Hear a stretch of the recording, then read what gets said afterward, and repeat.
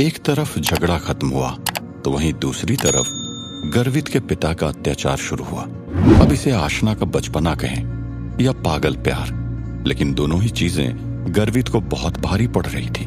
या फिर यूं कहें कि आशना की वजह से आज गर्वित फंस चुका था। लेकिन आशना के लिए गर्वित का यह बदला हुआ व्यवहार प्यार की गूंज से कम नहीं था। एक तरफ गर्वित आशना को प्रताड़ित होने से बचा रहा था, तो वहीं दूसरी तरफ वो खुद को अपने पिता के क्रोध की आग में समर्पित कर चुका था। अपनी कठोर सहन शक्ति को बरकरार रखते हुए गर्वित भले ही कितने ही दर्द में क्यों न था, लेकिन अपनी जगह से टस से मस नहीं हुआ। आखिरकार अंत में जब उसके पिता मारते मारते थक गए और चले गए, तो एक बार फिर वो राजमहल वीरानी की तरह एकदम शांत हो गया। वो बैठक कक्ष जो एकदम साफ सुथरा और सुसज्जित था, अब वो पूरा अस्त व्यस्त था, मानो जैसे वहां अभी अभी किसी ने डाका डाला हो। बिना कुछ बोले बस गर्वित उठा और अपने सिगरेट केस को चारों तरफ ढूंढकर बैठक कक्ष से बाहर चला गया। आशना ने अपनी जिंदगी में ऐसा हादसा ना तो कभी देखा था और ना ही अनुभव किया था, इसलिए वो थोड़ी देर चुपचाप वहीं बैठी रही। जब आशना पूरी तरह उस हादसे और डर से बाहर निकली तो उसकी आंखों में उदासी और दर्द के आंसू छलक रहे थे। उन्हीं के साथ उठते हुए वो गर्वित को ढूंढने बाहर निकली। खूब देर ढूंढने के बाद आशना को गर्वित बाहर गार्डन में सिगरेट को मुंह में दबाए और आसमान में तारे देखते हुए मिला। गर्वित जानता था कि आशना वहां आई है और उसे दिख रही है, लेकिन इसके बावजूद उसने आशना को एक बार भी नहीं देखा। आशना कुछ देर गर्वित के पास ही खड़ी रही और उसे निहारती रही। उसके बाद आशना गर्वित के पास बैठी और अपनी शीतल आवाज में गर्वित से पूछा, क्या तुम ठीक हो? आशना ने जैसे ही गर्वित से यह पूछा, उसकी आंखों से आंसू टपक पड़े और तब उसकी नजर गर्वित के हाथ और गर्दन पर पड़ी, जहां उसने खूब सारे चोटों के निशान देखे।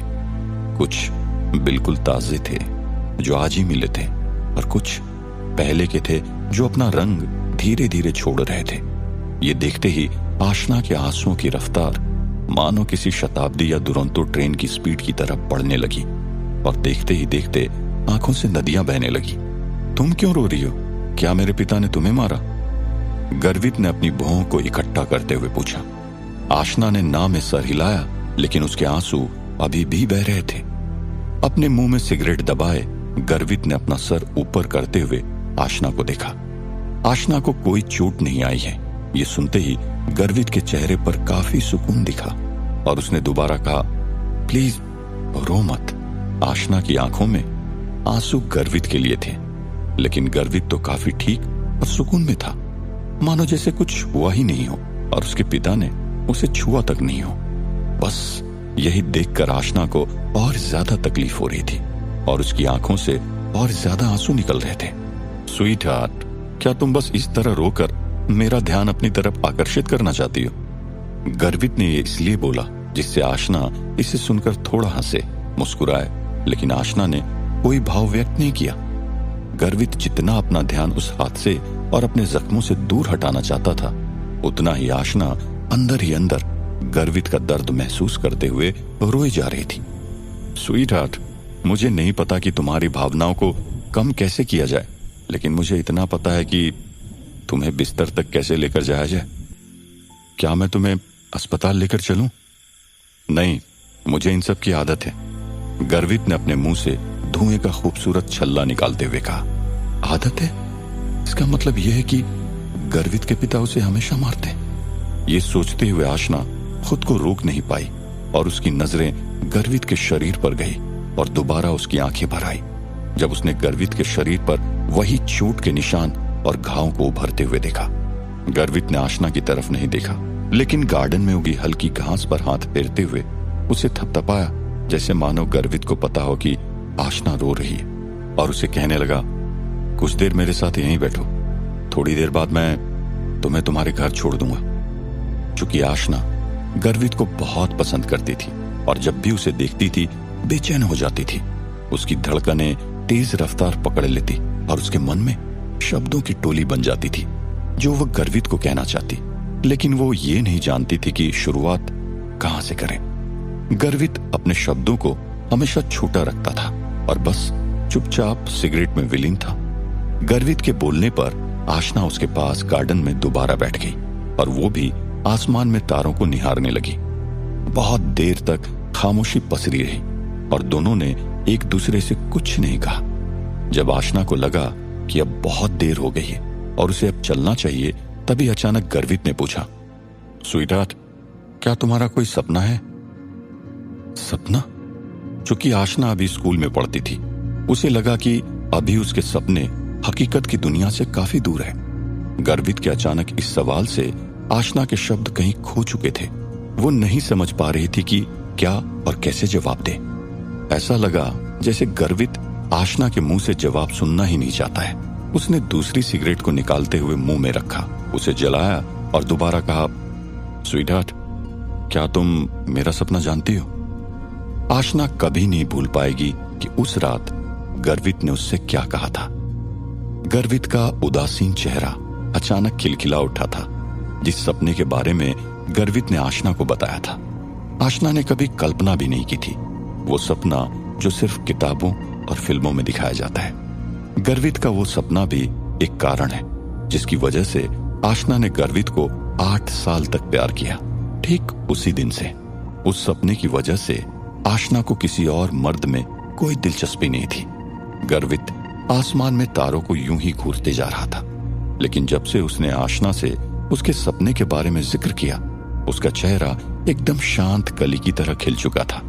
अपनी बात को जारी रखते हुए गर्वित ने साफ, धीमी और कठोर आवाज में कहा, मेरा सपना देशभक्ति से जुड़ा है। अपनी सिगरेट को मुंह के पास ले जाकर और एक हल्का धीमा कश लेते हुए धुएं का खूबसूरत छल्ला निकालते हुए गर्वित ने वापस कहा, वो सपना जिससे मैं मेरे शरीर और खून से इस भूमि की हर इंच की रक्षा करूं। थोड़ी देर बाद जब आशना के मुंह से कोई शब्द नहीं निकले तो गर्वित को लगा जैसे उसे कुछ भी समझ नहीं आया है और अपने समझाने और बोलने का तरीका बदलते हुए गर्वित ने कहा, मतलब ये कि मैं अपनी जिंदगी कुर्बान करते हुए इस देश की रक्षा करना चाहता हूं।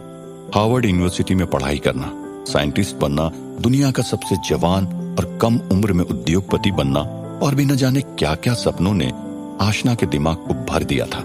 लेकिन उसने कभी नहीं सोचा था कि गर्वित का सपना उसके शरीर और खून से इस भूमि की हर इंच की रक्षा करना और अपनी जिंदगी कुर्बान करते हुए इस देश के लिए मर जाना होगा।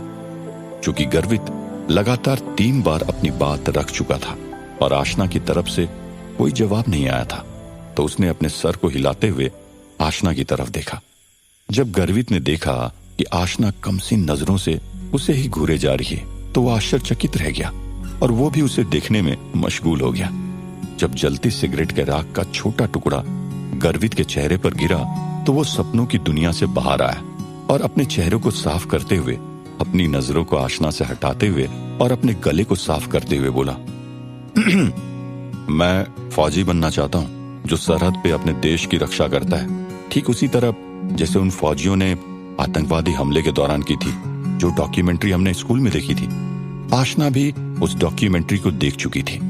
3 सेकेंड्स में टाइम बम को डिफ्यूज करना, हथियारों से लैस कट्टर आतंकवादियों से लड़ना, अस्पतालों में गश्त लगाना जहां दुश्मनों द्वारा न जाने कितने ही जवानों का जख्मी होना या मर जाना।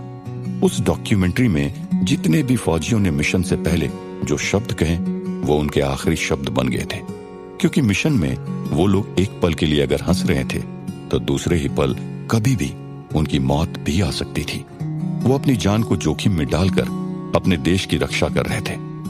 गर्वित ने आशना को अपने सपनों के बारे में विस्तार से बताया। उसने कहा कि वो अपने देश को दूसरे देशों के दखलंदाजी और तानाशाही हुकूमत से बचाना चाहता है। उसने ये भी कहा कि देश को बचाने के लिए जान देनी पड़ती है और वो अपनी जान देश के लिए न्योछावर करने के लिए हमेशा तैयार है। उस वक्त गर्वित को इस तरह गंभीर होते हुए अपने सपने के बारे में खुलकर बात करते देखते हुए मानो आशना का भी खून खौल गया था। आशना ने कभी सपने में भी नहीं सोचा था कि उस लड़के के दिल में देशभक्ति के ख्याल होंगे, जो दिखने में काफी सुंदर है, लुभावनी गंदी बातें करता है और नाटक करता है कि उसे अपने पिता द्वारा अपमानित या उत्पीड़ित होकर कोई फर्क नहीं पड़ता है। उस रात आशना गर्वित के साथ उस गार्डन में लगभग 2 घंटे बैठी रही। जब गर्वित ने आशना को घर छोड़ा तो घड़ी में रात के 11 बज रहे थे। उस रात आशना को घर छोड़ने के लिए गर्वित ने बाइक का इस्तेमाल नहीं किया जैसे पिछली बार किया था, बल्कि आशना को कार से घर छोड़ा था।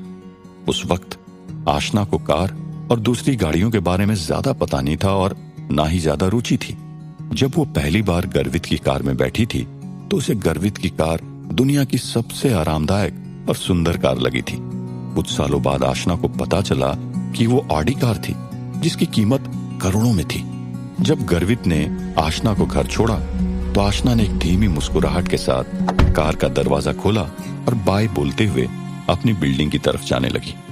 अभी आशना ने कुछ ही कदम चले थे कि तभी गर्वित ने कार के शीशे को नीचे करते हुए सिर्फ